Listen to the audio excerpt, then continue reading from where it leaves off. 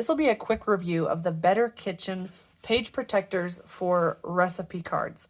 I had this binder for 10 years and ran out of space to put new recipes. So this is an 8.5 by 9.5 size binder, and I had filled it up, so I found these replacement pages on Amazon, and I'm really happy with them. They are basically indiscernible from the original pages that came with the book. I've had no rips, no problems at all. A 4x6 index card fits perfectly, has a little bit of breathing room, so it's really easy to slide in.